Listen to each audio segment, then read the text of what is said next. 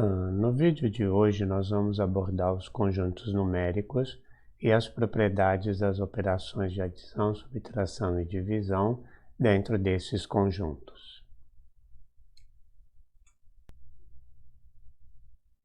O primeiro conjunto numérico que nós vamos ver é o conjunto dos números naturais, que é formado pelos números 0, 1, 2, 3, e que é a ideia mais primitiva de contagem que a gente tem, que, segundo o livro Instinto Matemático, nós já nascemos com esta noção, de quantidade numérica. Dentro do conjunto numéricos, do conjunto dos números naturais, nós vamos ver a operação de adição e multiplicação e as suas propriedades. Tanto a adição como a multiplicação têm a propriedade associativa, aonde se nós tomarmos três elementos quaisquer dentro do conjunto dos números naturais, ao fazermos a soma de A mais B e o resultado dessa soma somamos com C, isso seria equivalente a nós fazermos primeiro B mais C e o resultado dessa operação somarmos com A.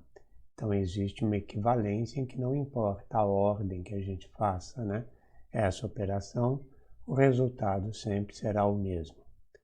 O mesmo ocorre com a multiplicação.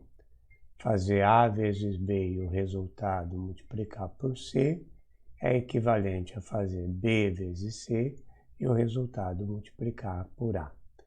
Essa operação é chamada associativa e vale para qualquer três números naturais. Também temos a propriedade comutativa, aonde a soma de dois números, A mais B, é equivalente a B mais A, ou seja, não importa a ordem que a gente tome para fazer a operação, e o mesmo ocorre com a multiplicação. A vezes B é equivalente a B vezes A. Tanto a operação de multiplicação como a adição existe o seu elemento neutro. No caso da adição, o elemento neutro é o zero, aonde qualquer número natural que eu pegar e somar com zero, continua dando esse mesmo número. Ou seja, a operação não altera esse número que nós estamos operando com o elemento neutro. E o mesmo ocorre na multiplicação, só que no caso da multiplicação, o elemento neutro é dado pelo 1, pois qualquer número vezes 1 é igual a sempre esse número, o A. Existe a distributiva, que é uma propriedade que relaciona a adição com a multiplicação. Então, se a gente tem essa combinação onde eu estou somando dois números e ao resultado dessa soma multiplicando um terceiro número, isso é equivalente a ter esse número multiplicado pelo primeiro mais o número multiplicado pelo segundo. Essa propriedade o pessoal costuma carinhosamente chamar de chuveirinho, que seria fazer este número vezes este, mais este número vezes este. E aí a gente obtém essa igualdade e essa equivalência. É bom ressaltar que em algumas situações nós vamos precisar fazer o processo inverso. Quando nós temos a soma, onde cada parcela dessa soma existe um termo que é comum, que neste caso, por exemplo, seria o A. Então eu posso colocar este A em evidência, e aí nós fazemos o processo inverso.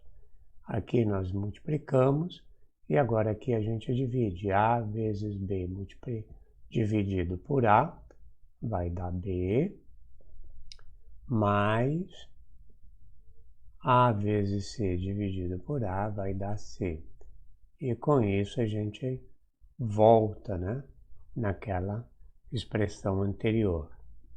Então, esse processo chama-se colocar em evidência, que seria destacar o termo que é comum em cada uma das parcelas da soma, e isso daqui vai nos auxiliar a fazer algumas simplificações de equações mais para frente. Nós temos também uma outra propriedade que também vai ser importante na hora de a gente trabalhar com equações, que é a propriedade de equivalência.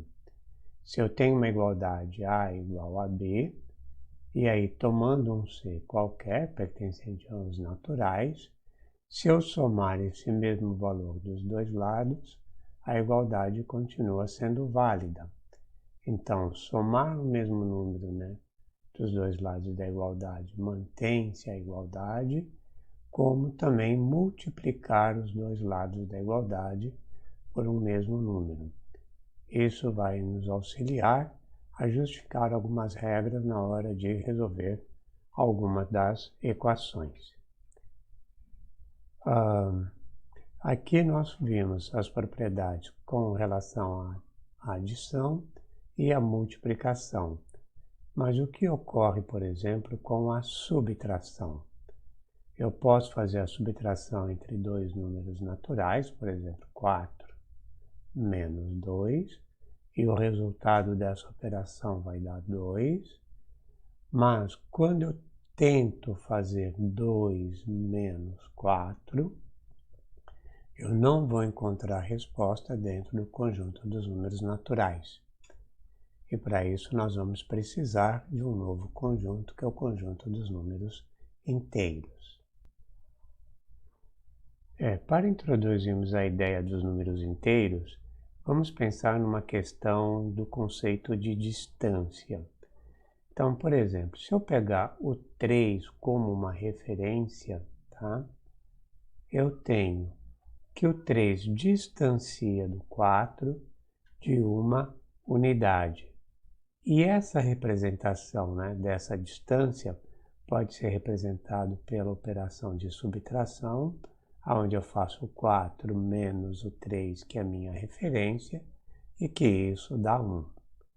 Da mesma forma, eu posso fazer a distância entre o 3 e o 5, onde essa distância agora é de 2 unidades, e isso pode ser representado pela operação 5 menos 3, que vai dar 2.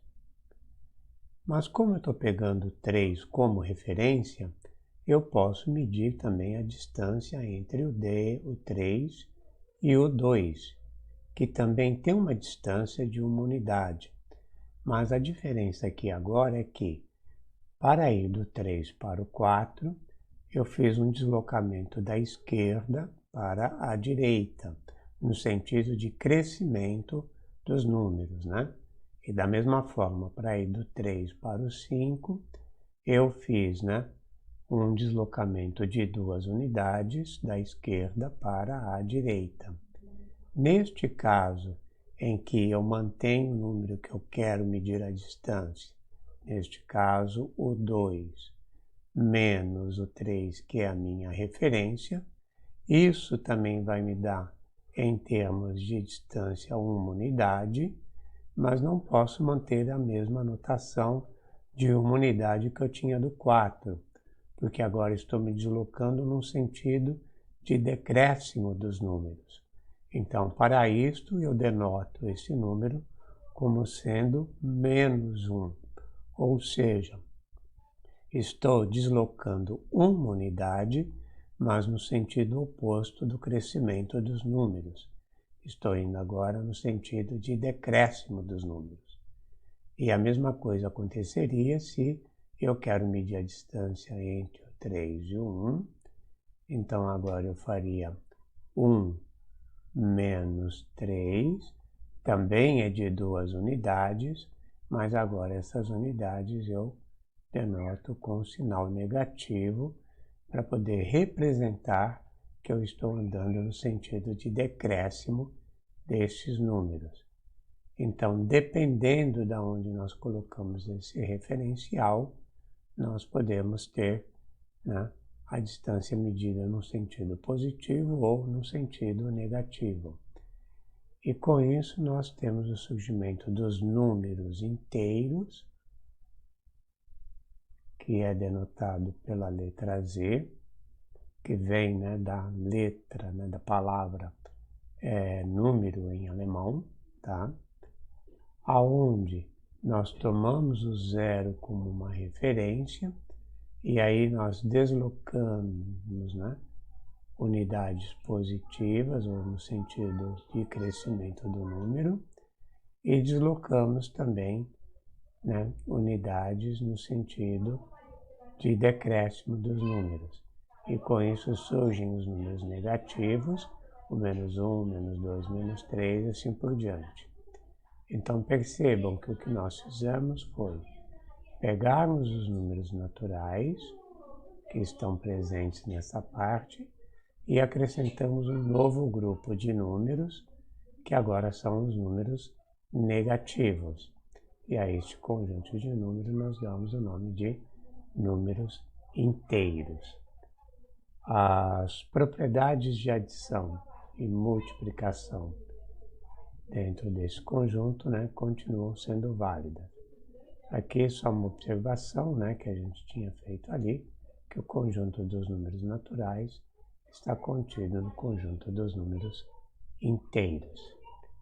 E tanto as propriedades P1 até P5 que nós vimos dentro do conjunto dos números naturais, também são válidas aqui no conjunto dos números inteiros, ou seja, a associativa, a comutativa, a existência do elemento neutro da adição e da multiplicação. O zero continua sendo elemento neutro da adição nesse conjunto, como o elemento neutro da multiplicação. E, além dessas operações, né, dessas propriedades, surge, né, uma sexta propriedade, que é a existência do simétrico. Para qualquer A que nós pegarmos dentro do conjunto dos números inteiros, vai existir, né, o menos A, que nós chamamos do simétrico de A, de tal forma que esse A mais o seu simétrico sempre vai dar o elemento neutro da adição, que neste caso, né, é o zero. Então, por exemplo, o 2 mais o seu simétrico, que é o -2, isso dá zero. E a propriedade do simétrico vale para qualquer inteiro. O simétrico do -7 é exatamente o 7. Então, se eu pegar, né, o simétrico -7 e somar com o seu simétrico, também vai dar o elemento neutro da adição. Com essa propriedade do simétrico, né, a subtração pode ser vista como um caso particular da adição, aonde quando eu tenho a subtração entre dois números, por exemplo, 3 menos 5, na realidade nós estamos fazendo 3 mais o simétrico de 5, tá? E com isso todas aquelas propriedades, né, são válidas. Agora a pergunta que fica é, eu posso fazer a mesma coisa com a divisão? Né?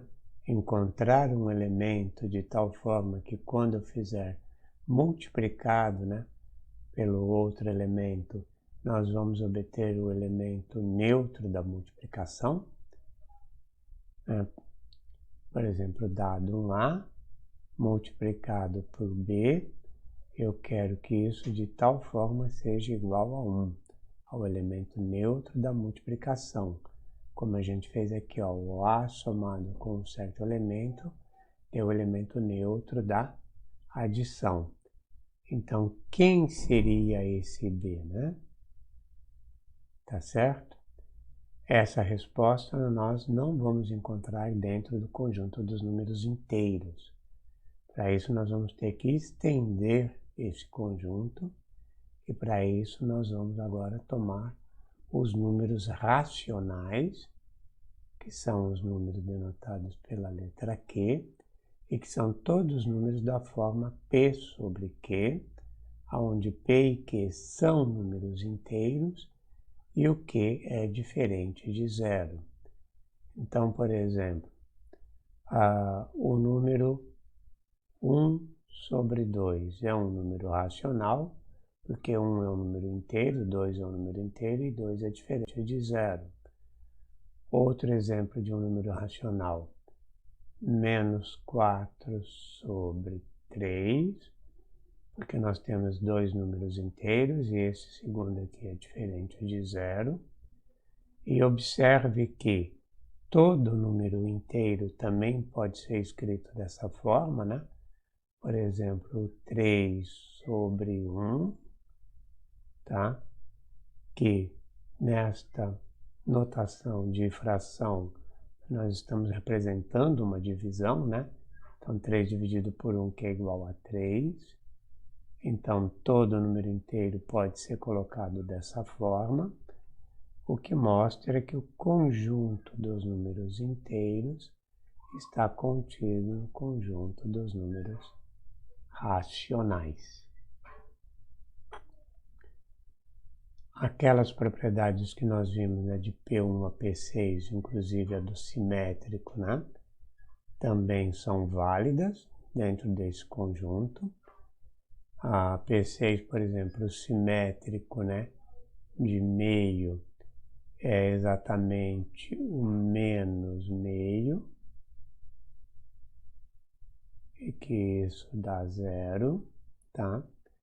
Só que agora a gente consegue introduzir mais uma propriedade, que é a propriedade do inverso para multiplicação, onde qualquer que seja A pertencente ao conjunto dos números racionais, desde que esse A seja diferente de zero, tá? É bom destacar isso, que nem todo número racional vai ter seu inverso multiplicativo. Existe, né, um número 1 sobre A, que também é um número racional, de tal forma que A vezes o seu inverso vai dar o elemento neutro da multiplicação. Então, aquela equação que a gente estava tentando resolver, né? A vezes B igual a 1. Vou adiantar aqui uma propriedade de resolução de equação, né? Que a gente vai ver um pouco mais para frente. Mas esse A sendo diferente de zero, eu posso levar ele para o lado de lá dividindo. E aí eu tenho que esse B que a gente estava procurando é 1 sobre A. Porque aí quando a gente fizer a multiplicação, nós vamos obter A sobre A, que é igual a 1. Independente de quem seja esse A, né? Só com a restrição de que o A seja diferente de zero. Aqui nós temos algumas operações com os números racionais, né? Que são operações com frações, que é importante a gente chamar a atenção. O pessoal às vezes tem uma dificuldade, né, de fazer essas operações. Nós temos que dois números racionais vão ser iguais quando eles satisfizerem, né, essa condição de que A vezes D é igual a B vezes C. Porque nós temos aqui as frações equivalentes, né? Por exemplo, 1 sobre 2. Estou representando essa fração com o inteiro 1 e com o inteiro 2, mas esse número racional também pode ser representado, por exemplo, por 3 sobre 6, tá? Que usa outros dois números inteiros, né? O 3 e o 6, mas representam a mesma quantidade. E veja, se eu fizer essa multiplicação, 6 vezes 1 é igual a 6,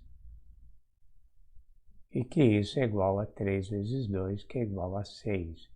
Então, essas duas frações, tá, são chamadas frações equivalentes e elas representam a mesma quantidade, o mesmo número racional.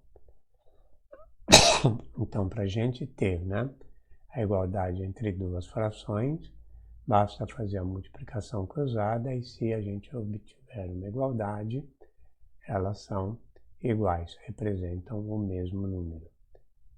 Isso porque eu posso dividir aqui em cima por 3 dando 1 e dividir aqui embaixo por 3 dando 2, que aí fica na forma que a gente chama de fração irredutível. Quando nós temos duas frações e queremos fazer a soma entre essas duas frações, normalmente a gente aprende que tem que achar o mínimo múltiplo comum e coisa e tal, mas nós podemos fazer de uma maneira um pouco mais direta, que é multiplicando os seus denominadores e aí fazendo, né, a soma da divisão dessa multiplicação por esse, o resultado multiplica com esse, por isso que fica A vezes D, e esse dividido por esse que vai sobrar o B vezes esse, B vezes C. Então, por exemplo, se eu quero somar a fração 2/4 mais a fração 5/2, tá? Eu poderia fazer o mínimo múltiplo comum, né? Que é a forma mais usual que a gente aprende, mas eu posso fazer de uma maneira mais direta, né? Fazendo 4 vezes 6 vai dar 24. 24 dividido por 4 vai dar 6, né? Que teria que ser, porque é a multiplicação entre esses dois. 6 vezes 2, 12, mais 24 dividido por 6, 4. 4 vezes 5, 20. E aí a gente teria como resultado 32 sobre 24. Que observe que essa fração ela é equivalente à fração dividida em cima e embaixo por 2, né? Se eu dividir, ou pode dividir até por 4, né? 32 dividido por 4 vai dar 8. E 24 dividido por 4 vai dar 6. Ainda dá para fazer uma simplificação. Divide em cima por 2, 4. Divide embaixo por 2, 3. Então, a fração equivalente, né, irredutível seria 4/3, tá? Se eu fizesse o mínimo múltiplo comum entre esses dois, eu teria encontrado 12 e faria o mesmo processo, 12 dividido por 4 vai dar 3, 3 vezes 2, 6, mais 12 dividido por 2, 12 dividido por 6, 2, 2 vezes 5, 10. Então, eu teria como resultado 16 sobre 12, que eu posso dividir tanto em cima e embaixo por 4, né? 16 dividido por 4 dá 4, 12 dividido por 4, 3. Observe que a gente chega no mesmo resultado, né, usando as duas táticas, tá? A única diferença é que a gente talvez tenha que fazer um processo de simplificação maior, né, quando não fazemos o mínimo múltiplo comum. Então, é assim que a gente faz a adição entre frações, tá? No caso da multiplicação entre duas frações é bem simples, porque se eu tenho uma fração 2/4 que eu estou multiplicando por 3/2, então é multiplicar numerador com numerador, denominador com o denominador, e obtém a nova fração, que posteriormente a gente pode simplificar, dando lá 3/4, tá? O conceito de multiplicar uma fração por um número é o conceito de você achar uma parte do número, né? Eu posso, por exemplo, fazer meio vezes 10. Se eu pensar esse 10 como uma fração formada, né, como sendo o 10 sobre 1, e aí fazendo a multiplicação nós teríamos 1 vezes o 10 é 10, 2 vezes 1 igual a 2, e 10 dividido por 2, dá para dividir em cima e embaixo por 2, vai dar 5. Então perceba que quando eu estou multiplicando uma fração por um número, eu estou justamente achando uma parte desse número. Neste caso, estou achando a metade de 10, que é igual a 5. Se eu estivesse multiplicando por 1 sobre 3, estaria achando 1/3. Se eu tivesse 1 sobre 4, achando 1/4. 3 sobre 5, 3 5/8 do número, e assim por diante. Então, a ideia de a gente ter, né, a fração é a gente achar uma parte, e que isso está relacionado depois, mais para frente, nós vamos ver com porcentagem também, tá? O inverso de uma fração, né, seria justamente inverter essa fração, né? O que é o numerador passa para o denominador e assim por diante. E por que que esse seria o inverso? Que aí aquela propriedade que nós temos, né, do inverso multiplicativo, né, A vezes B igual a 1, se eu tenho se eu tenho A sobre B multiplicado por um número x, e eu quero que isso dê 1, esse número x, ele tem que ser o B sobre A.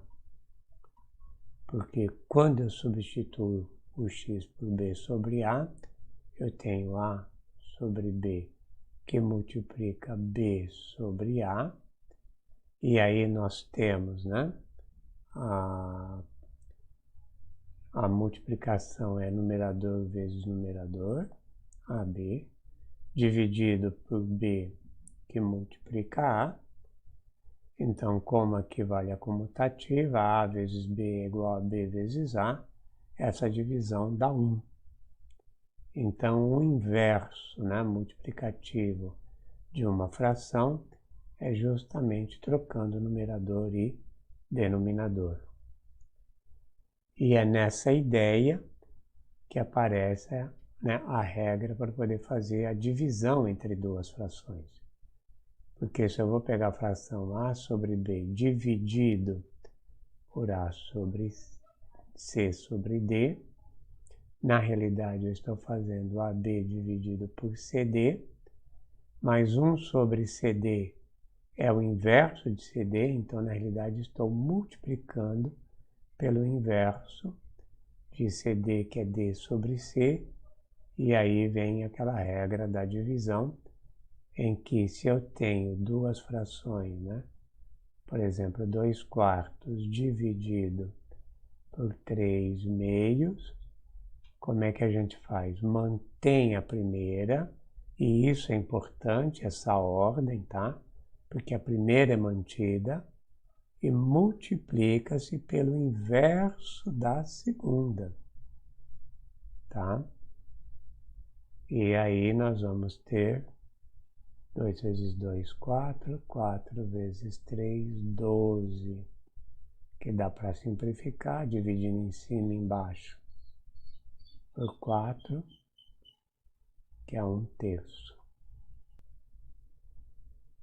Bom, os números racionais, eles podem ser representados na forma de fração ou na forma decimal. Na forma de fração, nós temos, né, a representação de um número dividido pelo outro, e na forma decimal nós temos o resultado dessa divisão. Por exemplo, esse 0,25, como é que a gente obtém ele? Eu vou fazer 1 dividido por 4. Como não posso dividir 1 por 4, coloco 0, e acrescento um 0 aqui. E aí faço 10 dividido por 4, vai dar 2. 2 vezes 4 dá 8. Para 10, 2. Como o resto não é 0, acrescento mais um zero e faço a divisão, aí daria 5, 5 vezes 4, 20, resto 0. Então, esse número aqui, tá o 0,25, é a representação decimal da fração 1/4. E essa representação é uma representação finita, tem uma quantidade de casas finitas, porque a partir de um certo número finito de divisões, o resto zera, tá? Mas isso não acontece com todas as frações. Por exemplo, se eu pegar agora aqui, ó, o 1/3 e for fazer o mesmo procedimento, 1 dividido por 3 não dá, então coloco 0, vírgula, então fica 10, 10 dividido por 3 dá 3, 3 vezes 3, 9, sobra 1, acrescento mais 1, 10 dividido por 3, 3, sobra 1, mais um 0, 3, sobra 1. Então veja que eu posso ir fazendo isso infinitamente. Então, essa representação, né? 0,33333, né? Onde esses pontinhos representam que isso daqui vai de forma infinita, é chamado de dízima periódica, aonde o período aqui é o 3, né? Que é um número que vai se repetindo, tá? Infinitamente. Existem dízimas periódicas onde o período, né, pode ser um número maior e ela pode ter uma parte que não faz parte desse período, né? Que é o caso, por exemplo, dessa fração 12 sobre 13.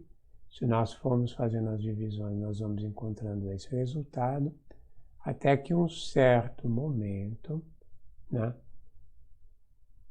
um período começa a ser repetido, tá? E aí a gente fica, né, nesse loop infinitamente. Não é o caso desses dois anteriores, em que chega um momento em que o resto zera, e aí a gente tem uma quantidade finita de casas, tá? Então, todo número racional vai ser representado na sua forma decimal, né, por uma forma finita ou por uma dízima periódica.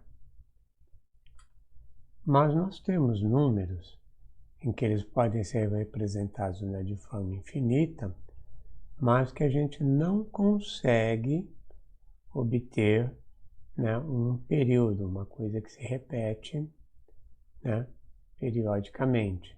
Por exemplo, essa sequência aqui, ó, 1, 0, 1, 0. Então percebam que cada vez que eu acrescento um 0, aumenta a quantidade de 1s, tá? E isso me impossibilita de montar um período como a gente fez nesse primeiro caso. Então, que número seria esse, né, que tem essa propriedade? Na realidade, esse número, ele não dá para se escrever na forma P sobre Q. Então, este número aqui, ó, não existe, tá? P e Q pertencente aos inteiros, tá? Tal que P sobre Q fosse igual a esse número que eu vou aqui chamar de x, tá? Então, ele não dá para ser colocado na forma de fração.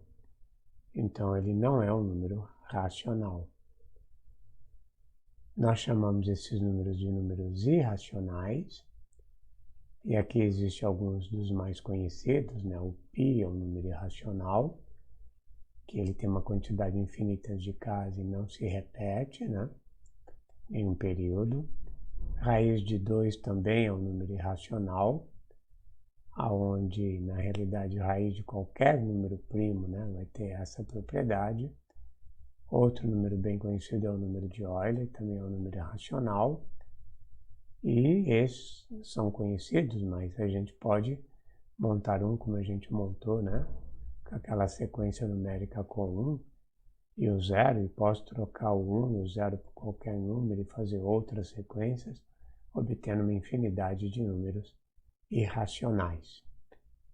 Então, como surge um novo grupo, né, de números, nós unimos com os racionais, juntamos, como a gente fez com os negativos e os números naturais, criando o conjunto dos números inteiros, os fracionários com os inteiros, criando os números racionais.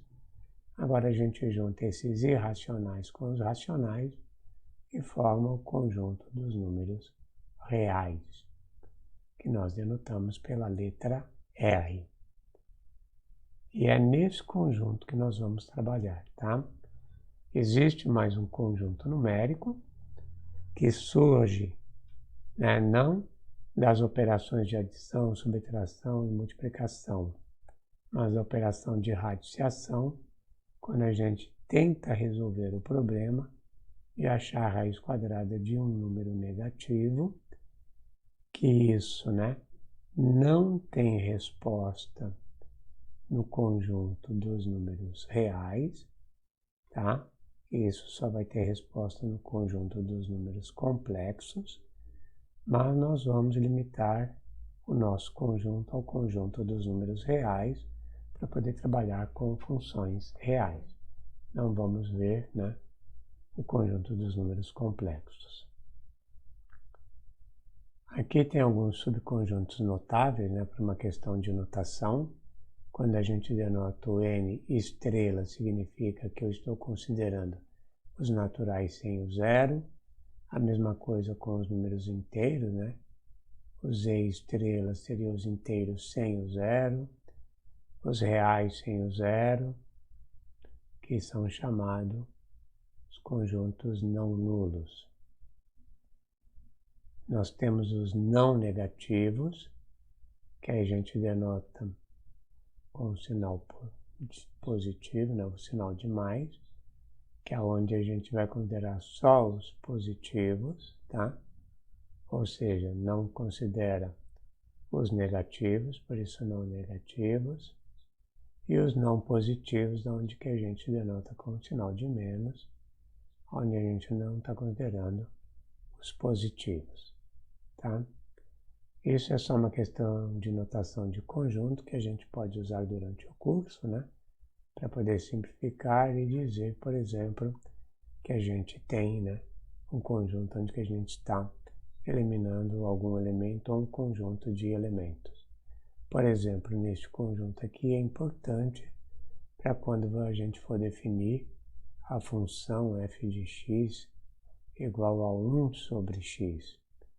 Já que esse x não pode ser zero, não posso fazer, né, a divisão por zero, então esta função estaria definida neste conjunto, onde eu considero os reais sem o zero. Bom, com isso a gente termina essa revisão dos conjuntos numéricos, que nós vamos usar como base para depois fazer as nossas próximas aulas, que vai ser a respeito de funções reais.